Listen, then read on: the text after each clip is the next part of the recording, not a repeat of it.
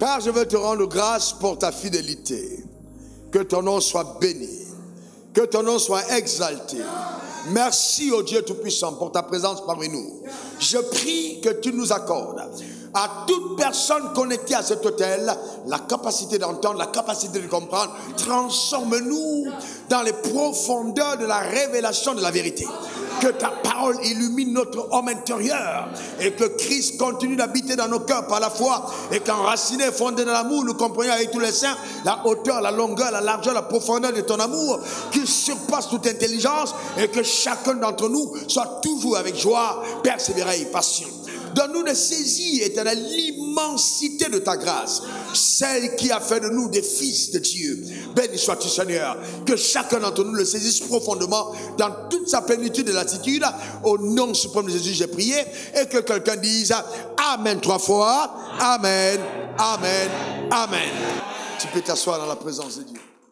Il y a tellement de choses profondes, il y a tellement de vérités ô combien importantes que le Seigneur a essayé de nous faire communiquer. Donc, en tant que berger dans la maison et responsable de cet hôtel, j'ai donc le devoir de m'assurer que tout le monde assimile justement ce qui devrait être assimilé pour nous permettre de ne pas rater la saison nouvelle que Dieu prépare pour chacun d'entre nous.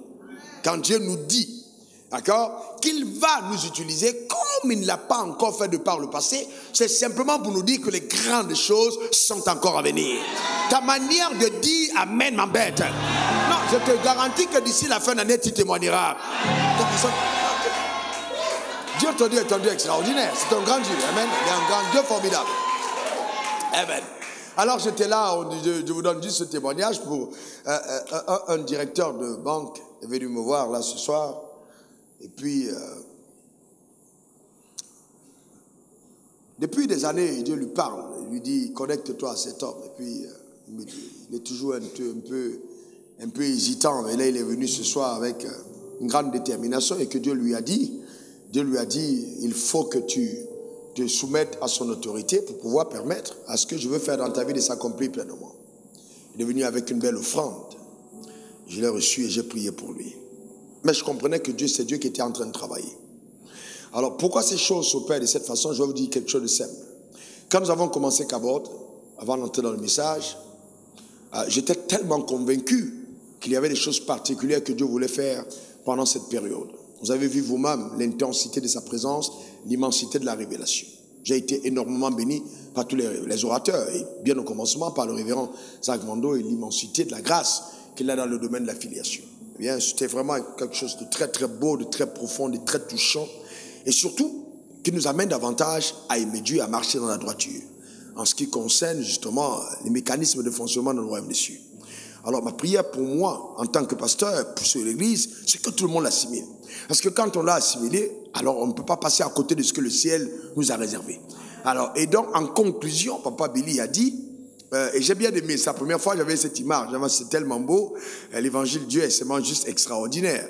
Dans le rêve de Joseph, ses frères s'y trouvaient.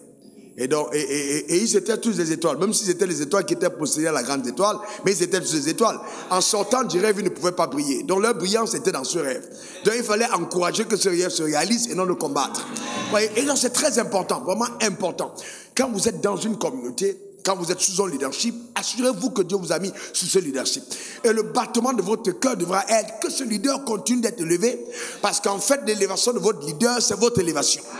La prospérité de votre leader, c'est votre prospérité. Le bien-être de votre leader, c'est votre bien-être. Donc c'est très important. C'est vraiment important. Vraiment important. Et chacun d'entre nous devons travailler, justement, à atteindre cette dimension de souhaiter le bien de son leader. Dans tous les cas, si tu souhaites le mal de ton leader, ce mal sera changé en bien. Et c'est en fait, ce mal que tu auras souhaité à ton leader n'arrivera pas, le bien sera accompli, mais c'est toi qui n'atteindras pas tes objectifs.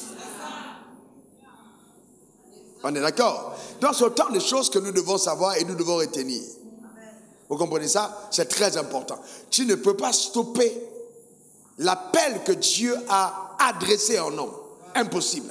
Tu ne peux pas arrêter, tu ne peux pas. Et c'est pour ça que moi-même, en tant que leader, je m'assure de ne combattre aucune destinée des personnes que Dieu envoie vers moi. Je ne peux pas arrêter l'appel de quelqu'un. Ça va dans les deux sens. Impossible. Voyez-vous? Très, très important. Notre destinée, nous seuls sommes les éléments qui pouvons l'arrêter par notre inconduite. Donc il y a des principes, quand nous les violons, nous stoppons la grâce qui coule. Nous empêchons au dessein de Dieu de s'accomplir. Donc ma prière, c'est que tu ne violes pas ces principes. Ta manière de dire Amen m'embête. Donc, tu es de la lignée royale. Dis, je suis de la lignée royale. Romains 8, verset 29. À tous ceux, car ceux qu'il a connus d'avance, il les a aussi prédestinés à être semblables à l'image. Il faut bien souligner semblable à l'image. Semblable à l'image. Quand on dit de semblable, c'est que tu es identique à l'image de son fils, afin que son fils fût le premier-né entre plusieurs frères. Donc Dieu, s'il t'a connu d'avant, il t'a prédestiné à être semblable à l'image de son fils. Semblable dans la gloire, semblable dans l'autorité, semblable dans l'onction, semblable dans tout ce que nous accomplissons, nous devons ressembler. Et c'est pourquoi, voyez-vous, la Bible dit dans Jean 1,12, à ceux qui l'ont reçu, à ceux qui croient en son nom, il leur a donné le pouvoir de devenir enfants de Dieu. Devenir enfant de Dieu, c'est un privilège énorme. Voyez de quel amour le Père nous a aimés pour que nous soyons appelés enfants de Dieu. Et nous le sommes. Dis, je le suis. Dis, je suis un enfant de Dieu. Déclare-lui encore, je suis un enfant de Dieu. Affirme-le encore, je suis un enfant de Dieu. Donc on a dit, lors de certains enseignements que nous avons reçus, que la connaissance de ton identité t'amène à prendre conscience de ton potentiel. Parce que le potentiel est rattaché à l'identité. On est d'accord? Ton potentiel se rattache à l'identité. Donc si Dieu dit que à ceux qui l'ont reçu, à ceux qui croient en son nom, il leur a donné le pouvoir de devenir enfants de Dieu, c'est qu'en fait, quand tu es né de nouveau, tu deviens quelqu'un que tu n'étais pas avant. Est-ce que quelqu'un comprend? Tu deviens quelqu'un que tu n'étais pas. Donc, il ne faudrait pas que cette déclaration que nous faisons à l'église, je suis enfant de Dieu, s'arrête à l'église. Ça doit créer dans ta vie un mécanisme de métamorphose visible. De façon que ceux qui te côtoient observent et remarquent que les faits qui t'arrivent ne sont pas communs. Est-ce que quelqu'un comprend ça? Ne sont pas communs. Je prophétise sur ta vie que tu vas y arriver. Au nom suprême de Jésus. Donne-moi le meilleur des amens. Dis encore amen. Vous savez, j'ai étudié la foi et j'ai vu dans la Bible qu'il est écrit qu'il te soit fait selon ta foi. Donc qu'il me soit fait selon ma foi. Alors, mais si Dieu m'a placé en responsabilité sur une communauté ou sur un nombre de personnes sur la terre, ma foi est capable d'avoir une influence dans leur vie. Alors mon désir et ma foi pour toi, c'est que cette parole s'accomplisse dans ta vie. Je décrète, déclare, établis qu'il en est ainsi. Ta manière de dire amen m'embête. Amen, c'est ton partage et ta portion. Et nous a donné le pouvoir de devenir enfant de Dieu. Dis, je suis un enfant de Dieu. Il faut que tu en prennes conscience, même dans les rêves. Certains d'entre vous, vous êtes enfants de Dieu le jour et vous devenez des enfants des hommes la nuit. Quand vous dormez et que les sorciers vous poursuivent, vous n'êtes plus enfant de Dieu. Il faut que tu deviennes enfant de Dieu même dans ton sommeil. Et cela passe par la révélation profonde, même dans ton subconscient de ta personne, de qui tu es devenu en Christ.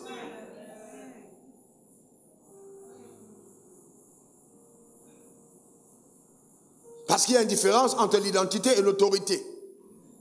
L'identité, nous l'avons gratuitement. L'autorité, nous, là, c'est un processus. On n'a pas la même autorité.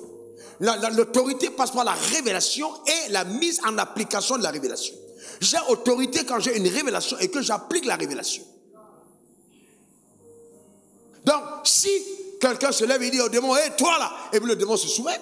Le démon se soumet parce qu'il y a la révélation que tu as, mais il y a aussi l'application, le fait de vivre cette révélation te confère une autorité plus grande.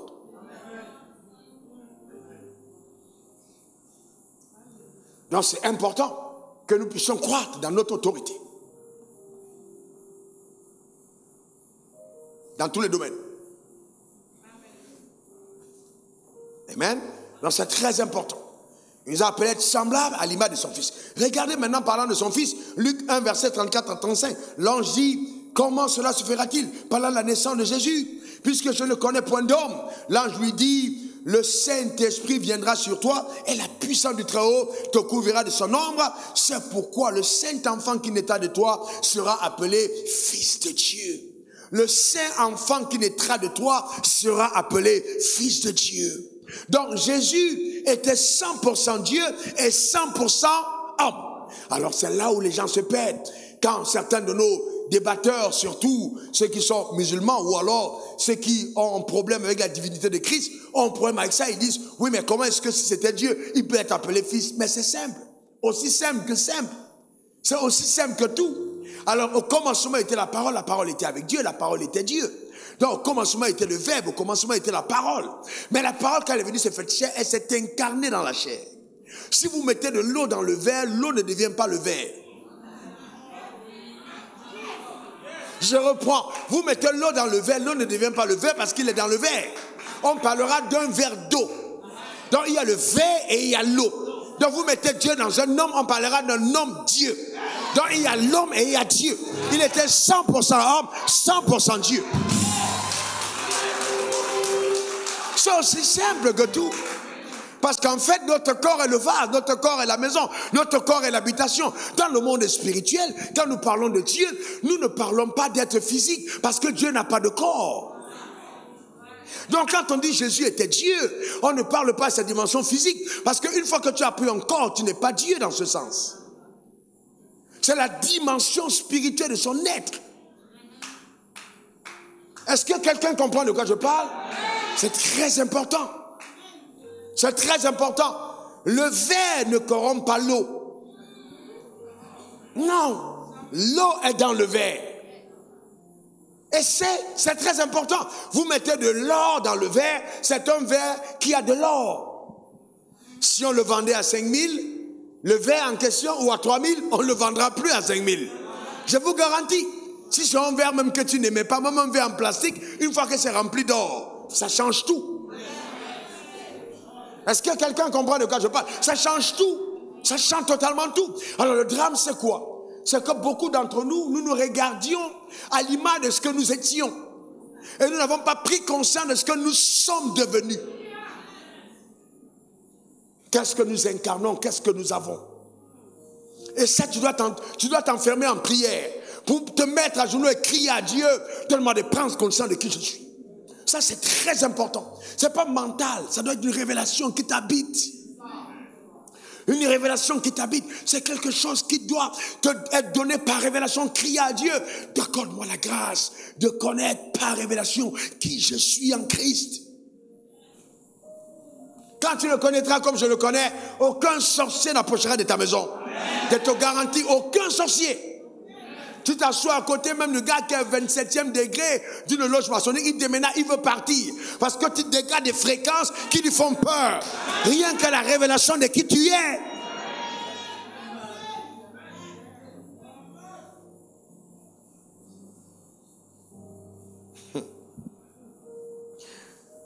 Elle viendra sur toi et la puissance très haut couvrira de son ombre. C'est pourquoi le Saint-Enfant qui naîtra de toi sera appelé Fils de Dieu. Donc le Saint-Enfant qui naîtra de toi sera appelé Fils de Dieu parce qu'en fait, la puissance qui descend dans le ventre de Marie n'est pas une puissance humaine. La semence qu'elle reçoit, c'est une semence de Dieu. On est d'accord? C'est une semence de Dieu qu'elle reçoit. Et donc si on se multiplie selon son espèce, selon Genèse 1,29, donc quelle devait être l'espèce qui devait naître de Marie si la semence vient de Dieu? À quoi devait ressembler Jésus? À quoi devait ressembler Jésus? Très bien. Mais vous avez déjà vu Dieu un jour prendre un visage? Est-ce que Dieu est physique? Est-ce que Dieu est physique? Est-ce qu'un seul jour vous avez vu Dieu physique? La seule fois où on a vu quelqu'un qui ressemblait à Dieu, comment il s'appelait? Non. Non. La première fois qu'on a vu quelqu'un qui ressemblait à Dieu sur terre, c'était pas Jésus. La première fois qu'on a vu quelqu'un qui ressemblait à Dieu, c'était qui? C'était Adam. Mon image selon ma ressemblance. Il ressemblait à Dieu, mais il n'était pas Dieu. Il était fait à l'image, selon la ressemblance, mais il n'était pas Dieu. Il était fait à l'image, selon la ressemblance. Il était fils de Dieu.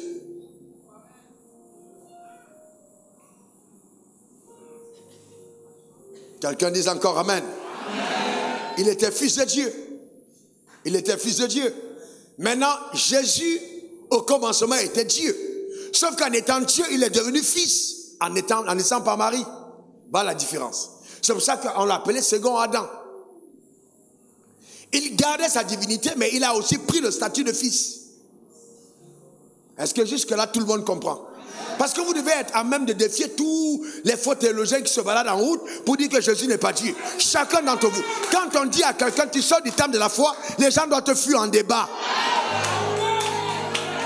Je rigole pas.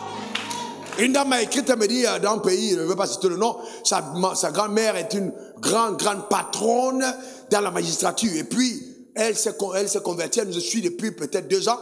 Mais quand elle discute avec sa maman, elle est épatée. C'est une haute magistrate. Elle dit, connecte-moi à ton pasteur. Parce que ta connaissance m'éblouit. J'ai fait des écoles bibliques, mais ton savoir est au-dessus de tout. Qui est ton maître? On dit, je suis au temple de la foi. Voilà le genre d'enfant de Dieu que vous êtes. Des personnes capables de démontrer la divinité.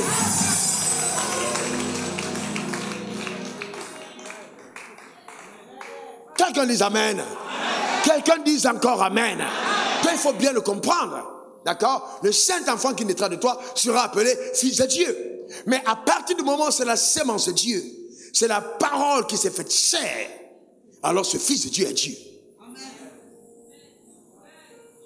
Est-ce que tout le monde comprend maintenant? Très bien. Maintenant, son humanité lui vient du fait qu'il a revêtu un corps semblable au tien et au mien.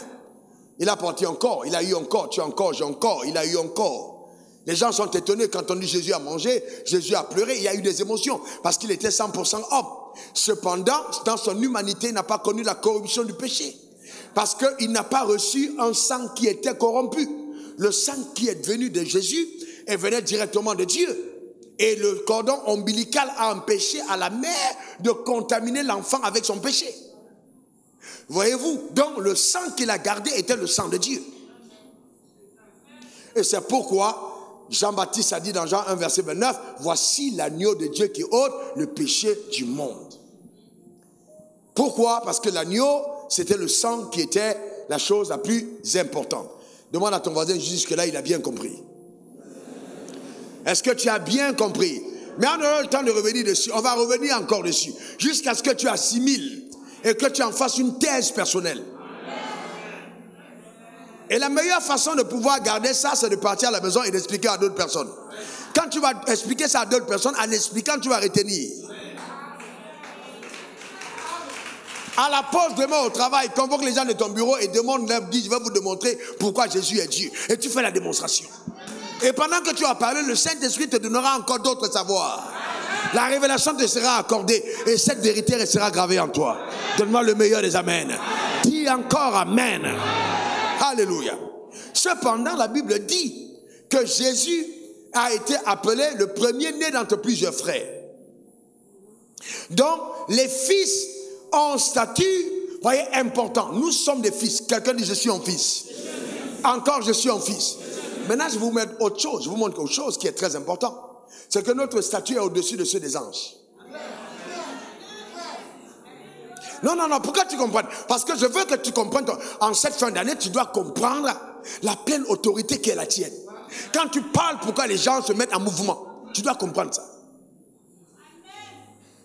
Regardez dans Hébreux 1, verset 4 à 6. Devenu de temps supérieur aux anges, qu'il a hérité d'un nom plus excellent que le leur. Car auquel des anges a-t-il jamais dit, tu es mon fils? Auquel des anges a-t-il jamais dit, tu es mon fils? Je t'ai engendré aujourd'hui encore, je serai pour ton père, et il sera pour moi un fils. La Bible dit, Dieu n'a jamais dit ça aux anges. Continuons.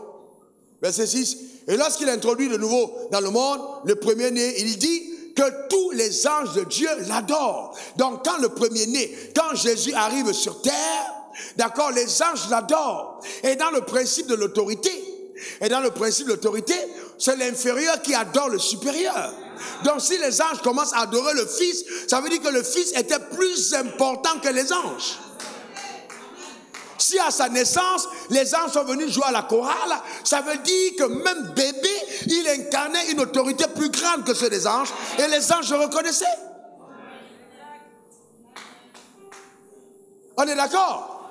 Est-ce que tu sais que tu as une autorité au-dessus de celle des anges? Est-ce que tu sais, si les anges sont à ton service, si Dieu a voulu que les gens te servent, c'est parce que tu es plus grand qu'eux.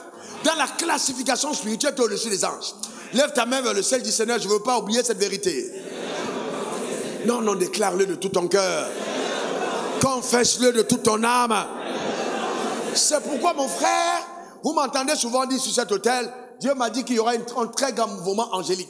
Et pendant que je dis qu'il y a un mouvement angélique, vous allez vous rendre compte que je fais beaucoup de déclarations.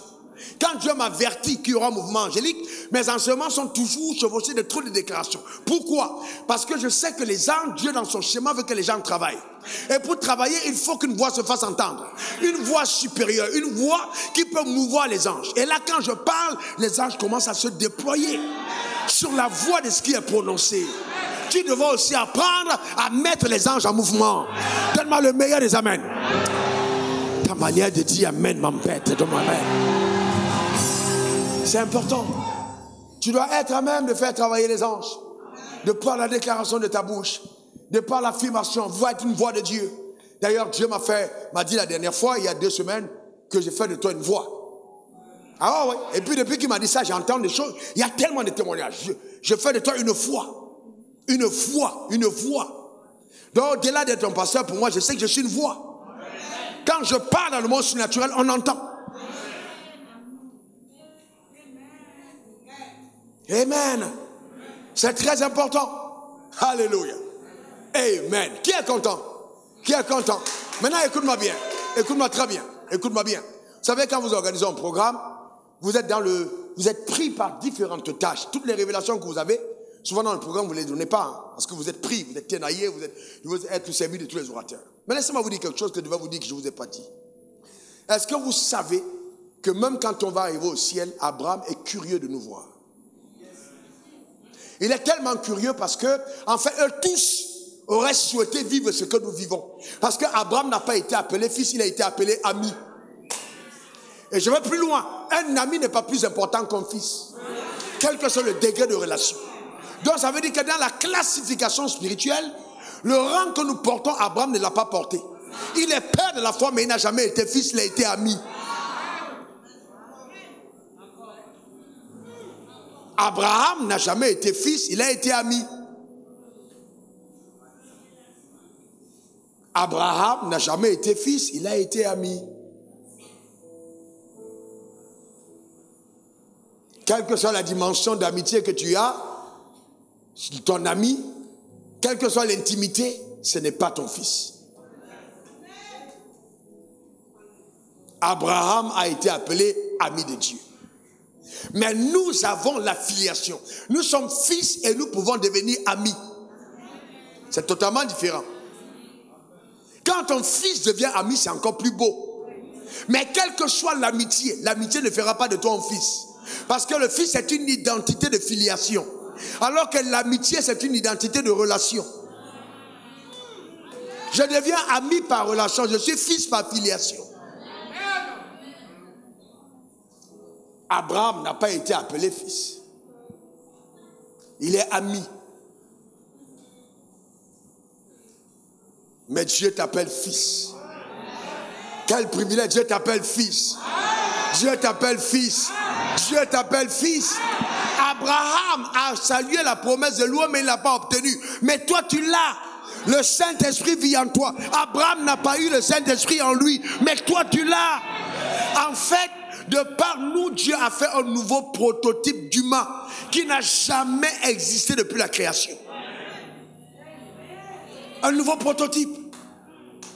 Un nouveau type de personne. C'est ce que tu es devenu. Ton corps est devenu l'habitation de Dieu. Ton physique est devenu le temple du Saint-Esprit. Partout où tu arrives, tu déplaces la présence de Dieu. Dieu habite en toi, tu te déplaces avec Dieu. En lui, en toi. C'est extraordinaire. Imagine si tu en as la pleine révélation. Est-ce que tu penses qu'une balle de fusil tirée sur ta tempe entrera dans ton corps? Ah, écoutez-moi, je vais vous raconter une histoire vraie. Et hier, quand on voulait tuer un président, je ne vais pas nommer son nom, on a envoyé des anges, des gens pour le tuer. Ils sont partis. On a tiré, pam, pam, pam. Les balles n'entraient pas. Ils ont appelé un féticheur. Le féticheur a dit, allez prendre telle feuille, attachez sur le fusil. On a attaché sur le fusil et puis on a tiré, la balle est entrée. C'est-à-dire, il y a des gens qui ont une protection contre les coups de feu. Donc tu ne peux pas les tuer, tu peux pas les tuer avec une balle. Parce qu'ils ont pris des fétiches qui font que le fusil ne les tue pas. Ça, c'est un fétiche. Ça, c'est un fétiche. Donc si toi, tu as vraiment la révélation de ce que le Saint-Esprit t'habite et que Dieu te dit que tu prendras des breuvages mortels qui ne te feront aucun mal, est-ce que tu imagines qu'on va tirer une balle contre toi et ça va entrer?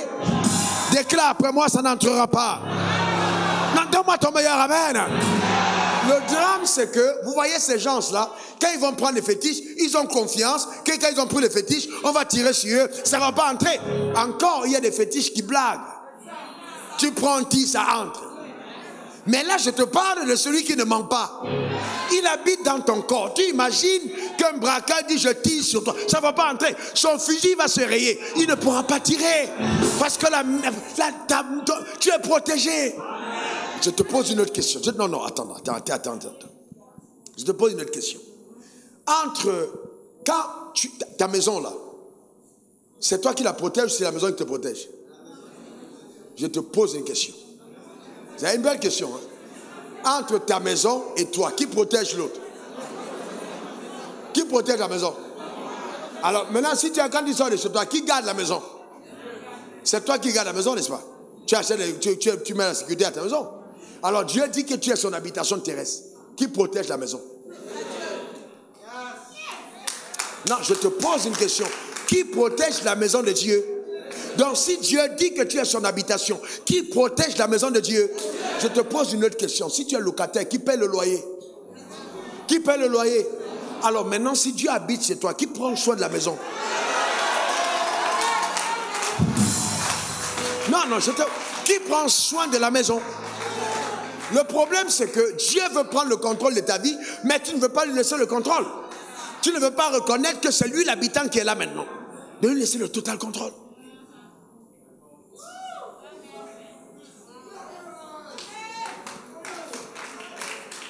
Vous voyez que, en fait, j'essaie de comprendre pourquoi certaines personnes pensent mécaniquement pauvrement. Bon, vous savez, les gens, quand ils pensent de pauvreté, à un certain moment, ça devient énervant. Ça devient irritant. Parce que les gens ne prennent pas conscience de qui ils sont. Mais attends, est-ce que tu sais qui tu es? Tu ne peux pas te mettre à pleurnicher comme les gens du village. Non, c'est pas possible. Non, tu ne peux pas. Il y a une immunité que tu revêts. J'ai dit que le brigand de la croix n'a jamais été appelé ambassadeur. Jamais de la vie. Il y a un statut que tu as, il est royal, tu es de la lignée royale. Pourquoi t'inquiètes-tu comme un païen? Il y a des choses qui doivent arriver dans la vie de façon automatique. Automatique, systématique, à cause de ta relation privilégiée. Donne-moi le meilleur des amens. Dis encore amen. Vous savez qu'il y a des femmes qui épousent des hommes riches, c'est-à-dire l'homme est riche. L'homme est très riche, mais elle vole 10 000 dans la peau de son mari. C'est comme ça que l'église est. Il y a des femmes comme ça, le mari est riche. Mais le mari dort la nuit, la femme se réveille, elle vole 10 000, elle met dans son sac. C'est authentique histoire. Je vous dis des choses vraies. 5 000, elle vole. Elle met dans son sac.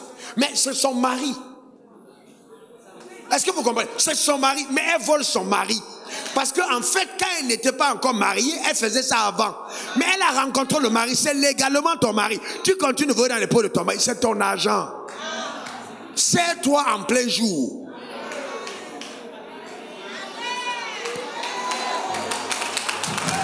Est-ce que quelqu'un comprend ça?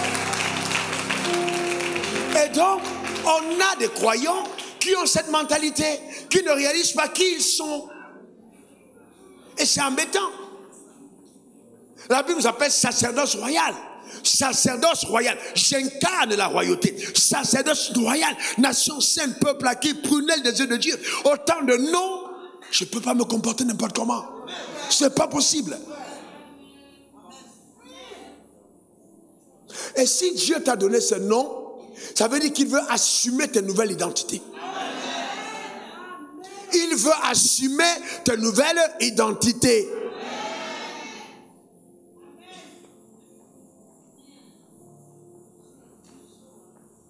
Il faut avoir une certaine attitude. Une certaine dignité, une certaine classe. Une certaine classe. C'est comme un homme qui dit, je suis le chef, tu empruntes l'argent de ta femme, tu ne rembourses pas. C'est quelle dignité? Parce que je ne comprends pas. Et puis, non, vraiment, il y a des choses qui sont... Ça dit, je me demande, comment c'est possible? Tu ne rembourses pas. Mon frère, si tu connais l'affaire argent de femme, il faut rembourser, hein? Oh. Toi, tu t'amuses avec argent de femme.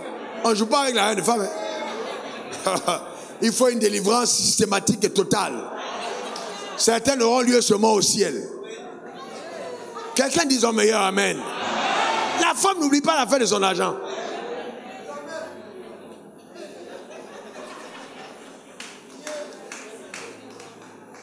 Quelqu'un me donne le meilleur des amens.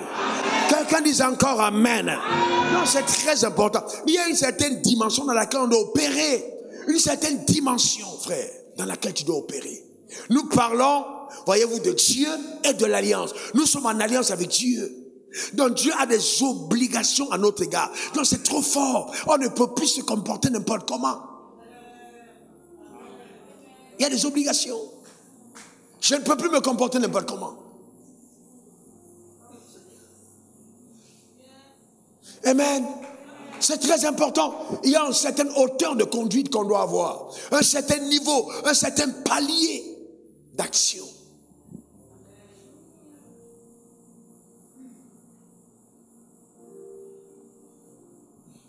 Amen.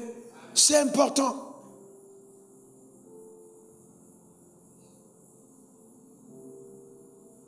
Et donc, quand vous comprenez ça, alors, vous savez, les gens veulent que les choses changent dans leur vie, mais ils ne comprennent pas que ça change quand tu as assimilé que le changement n'est possible que par la révélation de ta nouvelle identité.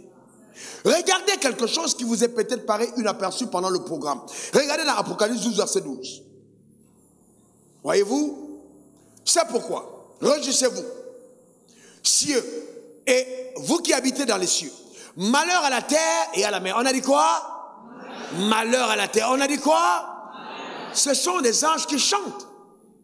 Quand le diable est descendu vers vous, animé d'une grande colère, sachant qu'il lui reste peu de temps. Donc on a dit malheur à la terre. Mais ce malheur à la terre a été dit quand Satan a été propulsé et jeté du ciel. Sauf que, quelques temps plus tard, des années plus tard, le Messie va naître sur terre. Et la présence du Messie sur terre doit changer le refrain du chant. On ne peut plus dire malheur à la terre parce qu'il y a un fils de Dieu sur la terre. Quand il n'y avait pas de fils, on peut dire malheur. Mais quand le fils est arrivé, le refrain doit changer. Je dis à quelqu'un que le refrain de ta vie change. Ta manière de dire amen m'embête. Le refrain change. Ce n'est pas parce que ta vie a été accompagnée de certains couplets de chants que ça restera la même chose. La présence du Fils fera changer le refrain du chant de ta destinée. Donne-moi ton meilleur amen. Ça doit changer. Ça doit changer. Et c'est là où intervient ma foi ferme. Ça doit changer. Je ne peux pas rencontrer Dieu, naître de nouveau, devenir enfant de Dieu, fils d'Abraham et tout ça, et avoir la même situation qu'avant. Ça doit changer.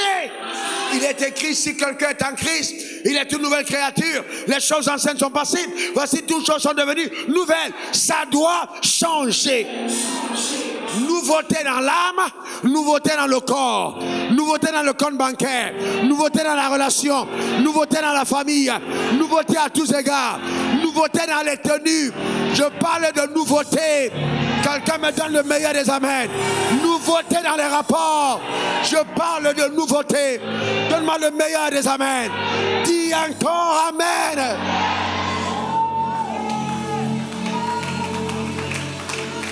Le drame, c'est que beaucoup de personnes chantent des cantiques qui étaient rattachés à la loi. Mais ils ne chantent pas les cantiques de la grâce. Quand la loi a été donnée, on a dit, déchausse-toi, car l'endroit où tu te tiens est une terre sainte. Vrai ou faux? Parce que tu ne peux pas porter tes chaussures devant la loi. Mais quand la grâce a été faite au fils prodigue, on l'a chaussé. C'est ça la différence entre la loi et la grâce. Il y a une totale différence. Nous devons comprendre la profondeur de ce que Dieu fait. Je parle d'un cantique nouveau. Je parle d'un chant nouveau. Et je vais te dire que le chant va décrire avec exactitude les choses nouvelles que Dieu est en train de faire. Je parle d'un cantique nouveau dans ta vie. Je viens t'annoncer que ce qui avait été dit, ce qui avait été prophétisé, va s'accomplir avant la fin de cette année. Un cantique nouveau. Amen. Est-ce qu'il vous est déjà arrivé d'avoir la rage de l'esprit à l'intérieur de vous, au point où rien ne vous satisfait que cette chose que vous attendez, mais que vous ne connaissez pas. Vous attendez quelque chose, vous ne savez pas quoi c'est, mais vous êtes en fureur parce que vous désirez quelque chose de plus grand. Je déclare établi sur ta vie que cela est ton partage au nom suprême de Jésus. Donne-moi ton meilleur amen. Dis encore amen. Il faut avoir soif de quelque chose de nouveau. On a trop entendu ce refrain.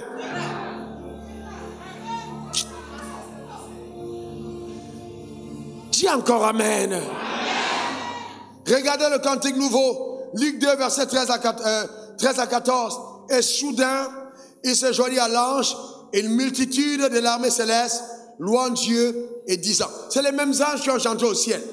Mais quand le Fils est descendu sur la terre, ils ont reconnu qu'ils devaient annuler le chant qu'ils ont fait au ciel parce qu'il avait dit concernant la terre quand le Fils n'était pas là. La présence du Fils change la condition prophétique de l'environnement. On dit la gloire à Dieu dans les lieux céraux et paix sur la terre. On dit quoi? Paix. Ce n'est plus malheur, mais on dit quoi? Paix. Pourquoi on dit paix sur la terre? C'est parce que Jésus est né. Parce que Jésus, on le dit, il est à l'étable. Il est encore un bébé, mais on dit paix sur la terre. Parmi les hommes qu'il agrée, que cela soit ton partage. Non, reste calme au moment. On a dit paix sur la terre. Vous savez quand est-ce que les anges ont dit ça? Jésus avait quel âge? Est-ce qu'il avait déjà un an? Non. Est-ce que Jésus était riche? Non. Il n'était pas riche. Mais les mages qui avaient vu sa naissance de loin ont été visités par des anges et les anges ont dit, allez, on va vous montrer le roi est né. La Marie n'a pas prié pour les offrandes. Marie n'a pas prié pour l'argent. Mais la royauté doit être accompagnée de richesses. Donc, comme Jésus était appelé Jésus et que son nom était baptisé Jésus, les anges financiers devaient accompagner son nom. On ne peut pas appeler quelqu'un Jésus simplement pour le salut, pour la délivrance, pour la santé, sans aisance financière. Donc le baptême devait être complet. On a amené les richesses pour mettre à ses pieds, pour que quand on dit Jésus, même les richesses attestent qu'il y a une aisance financière. Est-ce que quelqu'un comprend ça? Je suis en train de te dire quelque chose de très fort. Il y a des choses qui vont t'arriver auxquelles que tu n'as pas demandé. Tu ne les as pas demandées, mais elles arrivent dans ta vie. Oh non, tu ne comprends pas. Je pressens dans mon esprit qu'il y a quelqu'un qui ne comprend pas bien. Est-ce que Jésus a demandé? Est-ce que Jésus connaissait l'argent? Est-ce que Jésus connaissait l'or? Est-ce que Jésus connaissait la myrrhe? Il était un bébé. Mais son identité devait être respectée. Et à cause de cela, l'or et l'argent, la myrrhe et toutes ces choses devaient venir à lui. Si Dieu t'appelle fils de Dieu, tout ce qui est rattaché à la divinité, il y a des choses pour lesquelles tu ne pries pas. Ça vient vers toi, ça te poursuit, ça vient dans ta maison à cause de ton identité réelle. Est-ce que quelqu'un comprend ça? Donne-moi le meilleur des amens. Dis encore amen. Frère, je serais malhonnête si je vous dis attendez le ciel pour être heureux. Je serai un mercenaire. Je ne vous prêcherai pas l'évangile. On a dit paix sur la terre parmi les hommes qui l'agréent. On n'a pas dit paix au ciel sur la terre. Dieu a dit que la paix est revenue sur terre parmi ceux qui agréent celui qui l'a envoyé. Est-ce que tu l'agrées? Est-ce qu'il agrée? Est-ce qu'il t'agrée? Est-ce que tu es né de nouveau? Paix sur ta vie. Shalom de Dieu sur toi. Shalom de Dieu sur toi. Shalom dans tes affaires. Shalom dans tes projets. Shalom dans ta destinée. Shalom.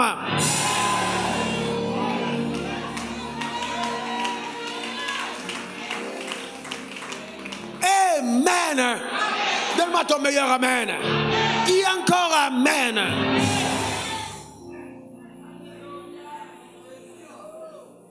Donc, je ne veux pas croire simplement que les choses qui m'arriveront sont celles pour lesquelles j'ai prié. Alors je risquerais de passer à côté de ce que le ciel me réserve, parce que souvent, les meilleures des choses qui m'arrivent sont celles que je n'aurais même pas osé demander. Je reprends. Les meilleures des choses qui m'arrivent sont celles que je n'aurais même pas osé demander, mais qui étaient rattachées à l'agenda de Dieu pour ma vie. Elles arrivent à un temps marqué parce que Dieu sait que j'en ai besoin. Je suis de la lignée royale. Ce ne sont pas les choses que tu te demandes forcément qui t'arrivent, mais il y a des choses que Dieu a réservées pour toi. Si Jésus bébé n'a pas demandé certaines choses, ce n'est pas toi qui vas prier pour tout. Et tu fais de ta vie de prière l'objet de tes performances. Non, mais je n'ai pas de voiture parce que je n'ai pas bien prié. Frère. C'est Dieu même qui va enlever le vélo pour dire c'est le temps de ta voiture. Ce n'est pas une affaire de tout demander. On n'est pas à la pensée positive. On est comme les fils de Dieu. On n'est pas des sectes. On est des enfants de Dieu. On est une filiation. Il y a un héritage qui nous échoue. Non, vraiment, parce que tu n'as pas bien prié, tu n'as pas eu ça. Frère, demandez-moi, montrez-moi comment Jésus avait prié là. Pour avoir l'or, pour déplacer des marches à distance. Ça dit qu'il faut des distances aujourd'hui, des distances pour aller trouver un enfant. Ça vous choque pas? Frères et sœurs, est-ce que vous pensez que la Bible est vraie? Je vais te dire une chose, écoute-moi bien. Quand je lis des choses pareilles, je dis Seigneur, je suis le Fils de Dieu, comme Jésus l'a été. Que des marches fassent un voyage pour moi aussi. Parce qu'il m'a dit, je ne t'ai pas appelé à lire la Bible, mais à la vivre. Donc que les marches se déplacent aussi. Que les marches se déplacent. Que les gens viennent d'Asie, que les gens viennent d'Amérique, que les gens viennent de Hong Kong, que les gens viennent de partout, qu'ils viennent du Kassai, et qu'ils viennent avec les trésors de ma destinée à mes pieds. N'est-ce pas? Mais de savoir aussi dans l'autre sens. Tu peux être sur marche pour quelqu'un. Tu peux être en marche pour quelqu'un. Dieu peut t'envoyer déposer quelque chose chez quelqu'un. Amen. Quelqu'un se réveillera demain matin surpris. Une nouvelle enveloppe sera sur sa table. Parce que Dieu sera passé par toi. Ta manière de dire amen m'embête. Demande le meilleur des amen. Dis encore amen. Lève les mains vers le ciel. En fait, je ne sais pas si tu es concerné par ce que je viens de dire. Mais lève les mains vers le ciel. Et commence à rendre grâce à Dieu pour ta vie. Rends grâce à Dieu pour ta vie. Rends grâce à Dieu pour ta vie. Rends grâce à Dieu pour ta vie. Bénis Dieu pour ta vie. Rends grâce à Dieu pour ta vie. Pour les desseins, pour les plans, pour tout ce qu'il a préconçu, tout ce qu'il a arrêté. Rends grâce à Dieu pour ta vie. Pour la vie de vie qui coule en toi. Rends grâce à Dieu pour ta vie.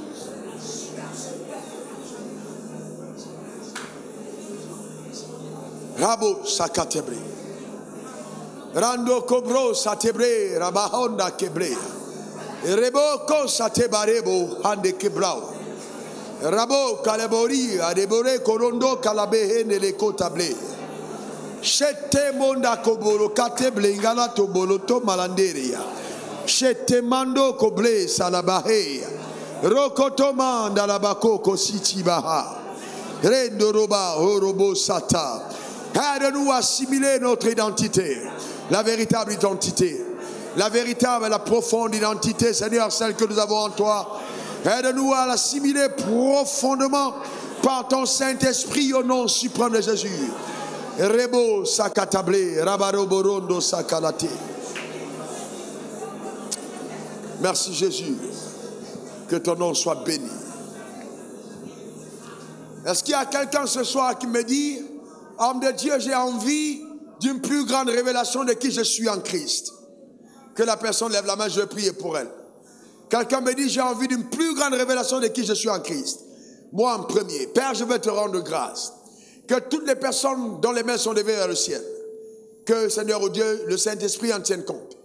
Et accorde à chacune d'entre elles, inclus-moi, la capacité d'une plus grande compréhension de notre identité en Christ. De ce que nous sommes devenus. Père, que de nuit comme de jour, dans l'adversité ou quand tout va bien, que nous nous souvenions, Éternel, que nous sommes en alliance avec toi. Et que cette alliance que tu as fait avec notre père Abraham a fait de nous aujourd'hui des fils de Dieu. Il y a une filiation, des fils de Dieu. Des fils qui ont choisi de devenir des amis. De la filiation à la relation. Nous bénissons ton nom, nous exaltons ta fidélité. Aide-nous à incarner ton ADN. Aide-nous à respecter le statut royal qui est le nôtre, de par notre nouvelle identité, par la nouvelle naissance. Aide-nous à ne pas angoisser, à ne pas inquiéter, à nous inquiéter, mais à te faire confiance, quels que soient les challenges de la vie. Aide-nous, ô Père, à ne pas nous relâcher dans notre foi, mais de continuer de croire. Aide-nous, par cette révélation, de surmonter tous les assauts mensongers du malin et à vivre une vie qui honore ton nom sur la terre des hommes. Béni sois-tu pour ta fidélité. Honneur et gloire à toi pour toutes les personnes connectées à cet hôtel en ce moment précis. Au nom suprême de Jésus, j'ai prié. Que quelqu'un dise Amen 3 fois. Amen.